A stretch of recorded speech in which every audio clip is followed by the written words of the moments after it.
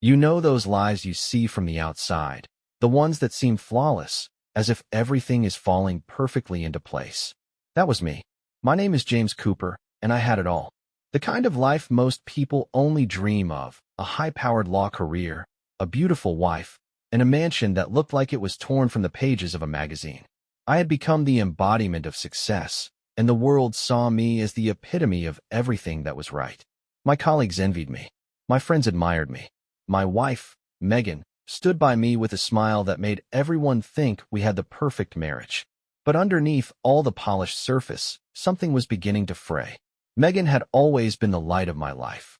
She was everything I could have ever asked for, beautiful, smart, and kind-hearted. But recently, something had changed. It was subtle at first, a few late nights here and there, a business trip to some distant city I had never heard of, a glance that lingered a little too long at her phone when she thought I wasn't looking.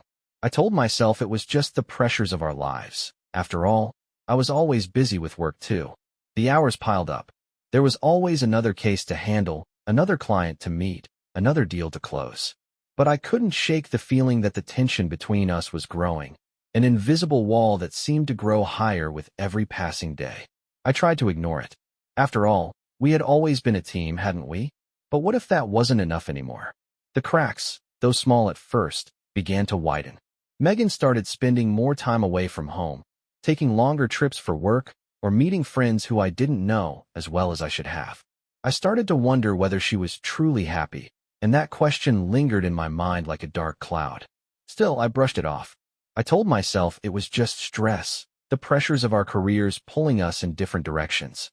But in the back of my mind, I knew that wasn't the real reason. Something had shifted, something I couldn't quite grasp. Then, one evening, everything changed. I received an unexpected call, one of those unknown numbers that usually go ignored, but for some reason, this time I picked up. The voice on the other end was unfamiliar, but the message was clear enough. "You should go home early tonight. You'll want to be there," the voice said, before hanging up. My heart raced in a way that I couldn't explain. I'd never been one for surprises, but something about the urgency in that voice felt like a warning. I didn't waste any time. I didn't even wait to finish the call before I grabbed my keys and left the office. I wanted to believe the best, to think it was just some coincidence or misunderstanding. But when I arrived home that night, I found myself standing in the doorway, frozen, as everything I thought I knew about my life crumbled before me. Megan wasn't alone.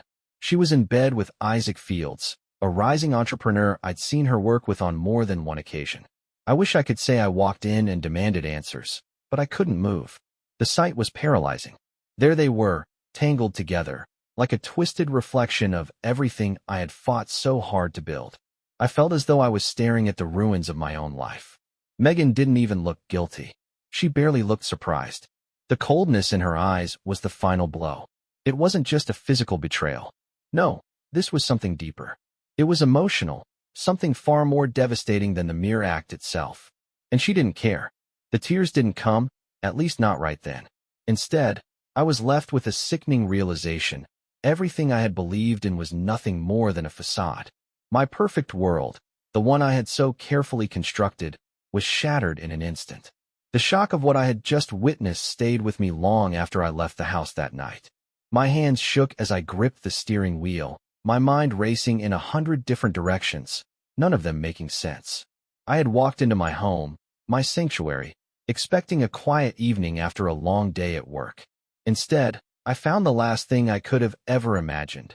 Megan, the woman I thought I knew better than anyone, in bed with another man. It wasn't just the physical betrayal, although that was bad enough. It was the emotional emptiness I felt from her, the way she didn't even bother to feel guilty for what she had done. It was as if I had just stumbled into some stranger's life. The life I had built over the years, the one I thought was so secure, was nothing more than a fragile house of cards that had collapsed with the weight of one single truth. I spent the night in a haze, unable to think clearly, my mind replaying that moment over and over again. I kept imagining what I could have done differently, what I had missed along the way, trying to find some way to make sense of it all. But there was nothing. No explanation. No reason that could justify what I had just seen. Megan had always been the love of my life, and now she was a stranger, someone I didn't recognize and, frankly, someone I didn't even want to know anymore. But that didn't change the fact that I had to face her the next morning. I knew I couldn't avoid it. The confrontation was inevitable. When the sun rose, it was like a slap to the face, dragging me out of the darkness of that sleepless night and forcing me into reality. I had never felt so numb and alive at the same time. My heart ached, and my thoughts were in chaos, but I knew what I had to do. I couldn't let this fester. I had to confront her. So, when I walked into our kitchen that morning, Megan was already there, as if nothing had changed. She stood by the coffee machine, humming softly to herself, the image of calm that she had always been, but now it felt like a performance. The conversation that followed was one I never imagined having. I don't even remember exactly how it started, but I do remember the feeling of disbelief creeping into every word I spoke. I had hoped for some sort of explanation, a reason that might make me understand, but what I got instead was a cold, detached confession. Megan didn't try to deny it. She didn't beg for forgiveness. She didn't even seem all that sorry. Instead, she explained it in the most emotionless way possible. She was tired of the long hours, the constant pressure of my job, the distance between us that I had failed to see for so long. She had sought something to fill the void I had left, and Isaac had been that something. She wasn't in love with him, she assured me, but she had needed to feel alive again, to feel seen. I didn't know what was worse, the fact that she had betrayed me, or that she had done it so casually, without any real remorse. It was as if the years we had spent together meant nothing. The marriage that had once felt like everything to me now seemed so insignificant to her. The person I had trusted with my heart had used me as a stepping stone to escape her own unhappiness, and in doing so, she had torn me apart. My anger began to rise, but it wasn't just anger anymore. It was something deeper, something that cut to the core of who I was. I demanded a divorce, feeling a mixture of relief and devastation, as if I were watching a part of myself die in the process.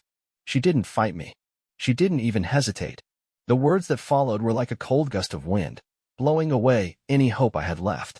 "Fine," she said, "if that's what you want." And just like that, the woman I had spent the last decade of my life building a future with was gone. She had already made her choice, and it was clear she no longer cared for the life we had created. In that moment, I realized that the man I thought I was had been buried beneath the weight of a marriage that had long been a facade. I wasn't the man I thought I was, and neither was she. As I walked out of that house, the one that had once been filled with laughter and love, I felt as though I was leaving behind a part of myself that I would never get back. The emptiness in my chest was all-consuming, but I couldn't stay there. I couldn't be in that place, haunted by the memory of what we had lost. And so, I left, without a plan, without a purpose, but with a burning need to escape the prison I had created around myself. The days that followed my decision to leave were a blur. I moved into a small apartment, one that felt more like a temporary pit stop than a place to live. The mansion, the life I had built, was gone. Megan's absence felt as loud as the silence that filled the empty space around me. It was as if everything I had worked for, everything I had believed in, had been reduced to rubble. The emptiness of my new reality was suffocating, and I spent the majority of my time at the office, using work as a distraction from the grief that threatened to consume me. But no matter how much I tried to bury myself in the grind of my career, the truth that Megan had left me, not just physically but emotionally, lingered like an open wound. And that wound refused to heal, no matter how much time passed. Then came the call. It was almost exactly a week after our divorce papers had been signed, and as much as I tried to convince myself I was moving on, I couldn't escape the relentless ache in my chest. I was in the middle of a meeting when my phone buzzed on the table. It was Megan. I wasn't sure why, but I picked up. My heart thudded in my chest as I pressed the phone to my ear, unsure of what to expect. "James, I need to talk to you." Megan's voice came through the line, soft and distant, like she was talking from somewhere far away. "Can we meet?" I didn't know what I was expecting, but I didn't think I'd hear those words from her. She hadn't begged me to reconsider our divorce. She hadn't reached out once in the days since I left. Why now? But despite myself, I agreed to meet her. I think part of me wanted to see her again, to hear her side of things, even if it meant reopening the wounds that had barely begun to scab over. I met her at a cafe. It was a quiet spot, tucked away from the busy street, the kind of place we had gone to on Sunday afternoons when things were still good between us. It felt like a lifetime ago. I sat down at a table, the tension already thick in the air between us. Megan didn't look like herself. She wasn't wearing the confident, put-together face I had known for years. She looked tired, worn down by the choices she had made. as if the cracks in her own world had started to widen too. For a long time, neither of us spoke. It was like we were both waiting for the other to say something first, as if words could fix what had been broken. Finally, Megan broke the silence, her voice quieter now, almost hesitant. "I've made mistakes, James," she said, and for a moment, I almost believed her. But the doubt in my mind kept me from feeling anything other than numb. She told me about her struggles, the loneliness she had felt while I buried myself in work, the void that had opened between us over time. "You were always gone, James," she said, her voice cracking slightly. "And I tried to fill that emptiness, but I couldn't do it alone. Isaac was a mistake, yes, but he made me feel alive again. I needed that. I needed something, anything to remind me that I was still me." I didn't know how to respond. Part of me wanted to scream at her for the pain she had caused, for the way she had destroyed everything I had worked so hard to build. But I didn't. I just sat there, listening to her words, hearing the cold detachment in her tone as she explained herself like this was some logical decision, something that could be rationalized. She wasn't sorry for what she had done, not in the way I expected. She was sorry that things hadn't worked out. She was sorry that she was alone now, after everything had fallen apart. And that's when it hit me, the depth of the betrayal. It wasn't just the affair. It wasn't just the lies or the secrets. It was that she didn't care about me anymore. The love that had once felt so strong had evaporated, leaving only a shell of the woman I had married. And in that moment, I realized that I had been holding on to a memory, not a real relationship. The woman sitting across from me wasn't the person I had loved. She was someone else entirely. Someone who had grown so far from me that I couldn't even recognize her anymore.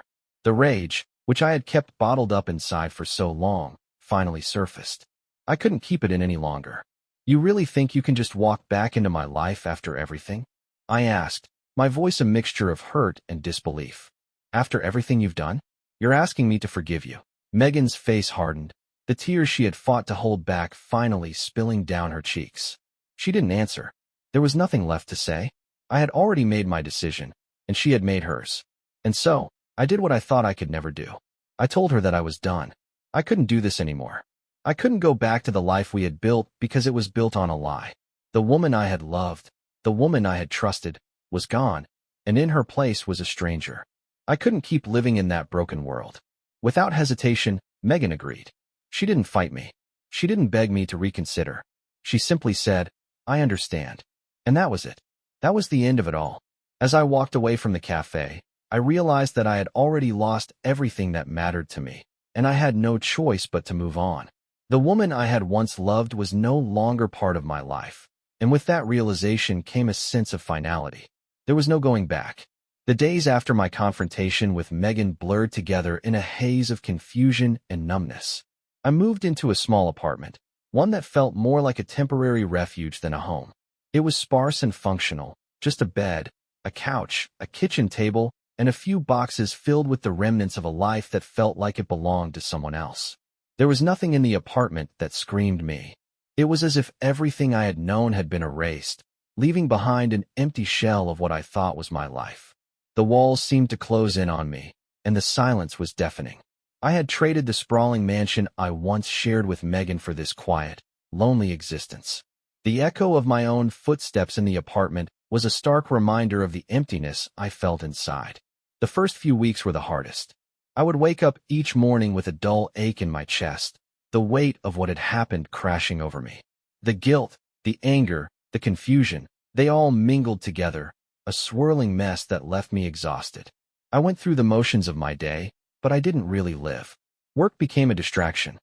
It was the only place where I could lose myself, bury my thoughts in paperwork and meetings that didn't require me to think too much about my personal life.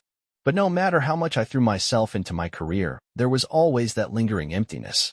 The evenings, when I was alone in my apartment, were the hardest. I would sit in front of the TV, zoning out, but my mind was never truly at rest. The thoughts of Megan, of what she had done, kept coming back. And I began to question everything: the marriage, my choices, the life I had built. Why had I stayed so long in a marriage that had become a facade? Why had I ignored the warning signs, telling myself everything was fine when it clearly wasn't? The answers didn't come easily, and the more I thought about it, the more I realized how much of my life had been spent chasing the wrong things. Then, One day, I decided to take control. It wasn't something that happened overnight.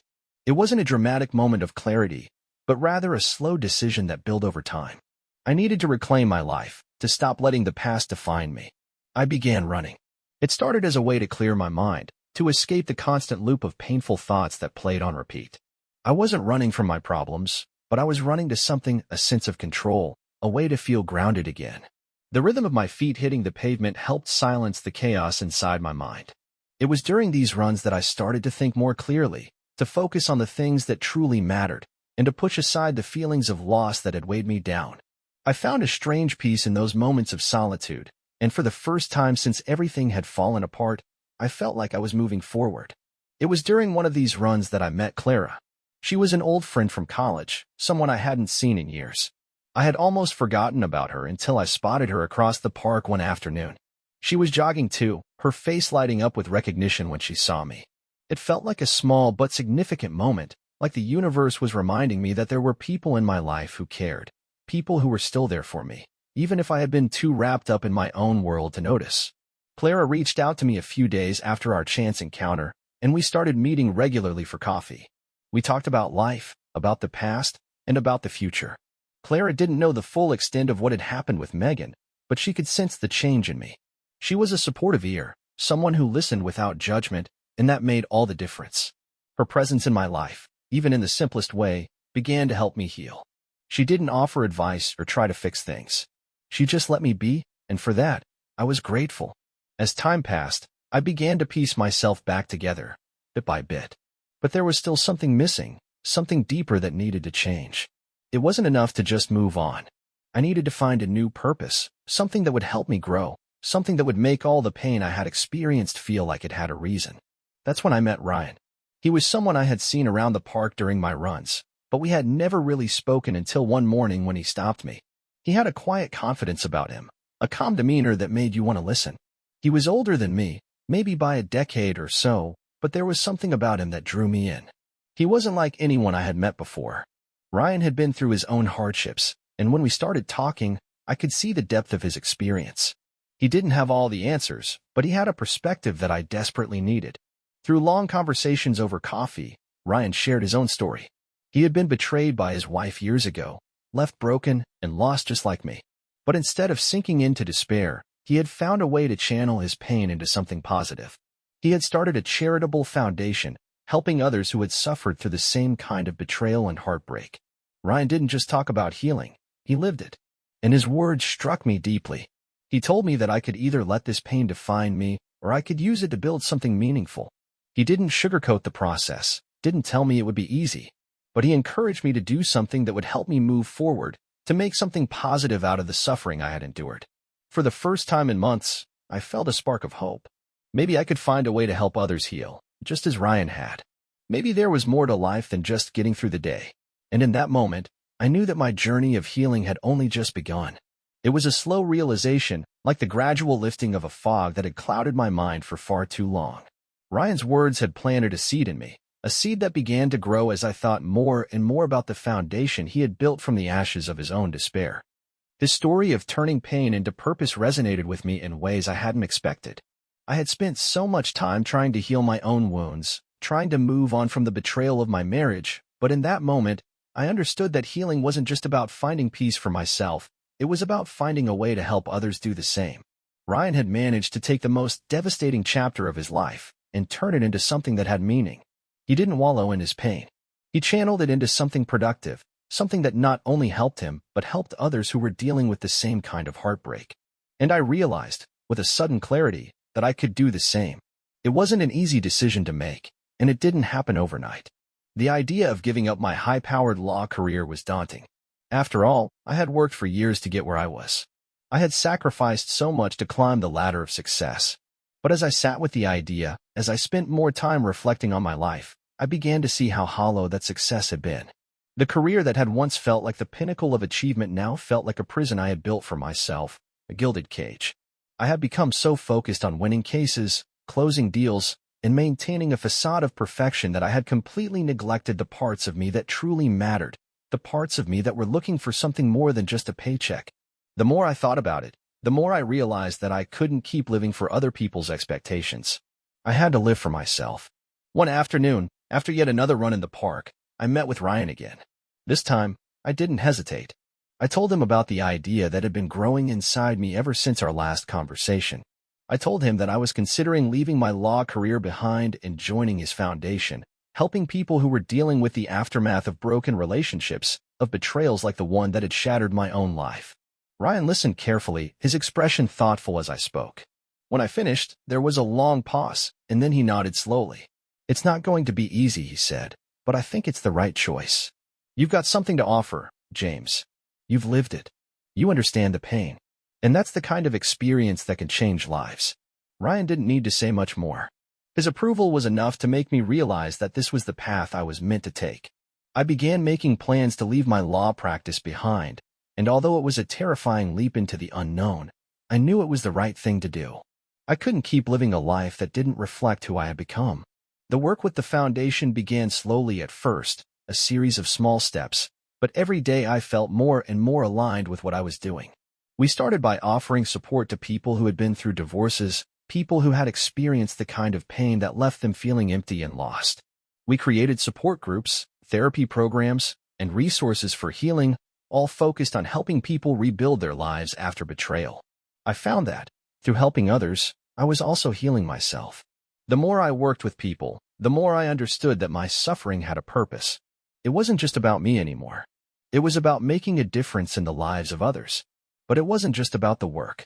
Through the foundation, I met people who shared similar stories, people who had walked through fire and come out the other side stronger. I connected with them in a way I hadn't expected. And as I worked alongside them, I found my own sense of self-respect returning. I began to feel like I was truly doing something that mattered, something that wasn't just for my own gain. The relationships I formed through the foundation were real, rooted in shared experience and mutual support. For the first time in a long while, I felt like I was part of something bigger than myself. Still, despite the progress I was making in my personal and professional life, I couldn't completely shake the lingering pain of what had happened with Megan. I had tried to bury it, to push it aside as I focused on my new work, but it kept resurfacing. And then, just when I thought I had put the past behind me, she came back into my life. It happened out of nowhere. I received a text one afternoon, a simple message that read, "Can we talk?" My heart sank when I saw it, and I couldn't help the wave of anger and confusion that swept over me. I had thought I was free from her, that I had finally moved on. But seeing her name again brought everything crashing back to the surface. The decision to meet her was a hard one. I knew I didn't owe her anything, but part of me still wanted to know what she had to say. I agreed to meet her, but this time, I was different. I wasn't the broken man I had been when I first walked away from her. I had changed. I had rebuilt my life, piece by piece, and I wasn't the same person who had once been so willing to sacrifice everything for her. When I saw Megan again, it was as if time had stood still for a moment. She looked different, older, more worn down by her own mistakes. Her eyes, once so full of confidence, were now clouded with regret. She told me about her failed relationship with Isaac, about the business ventures that had collapsed, about how she had been left feeling just as empty and lost as I had been when she walked away. But as she spoke, I realized something: she wasn't the person I had once loved. She was a reflection of the past, and the past no longer had any hold over me. I listened to her, but as she spoke, I felt a strange sense of peace. The pain I had carried for so long had faded. I didn't need her approval, her forgiveness, or her love anymore. I had found my own strength.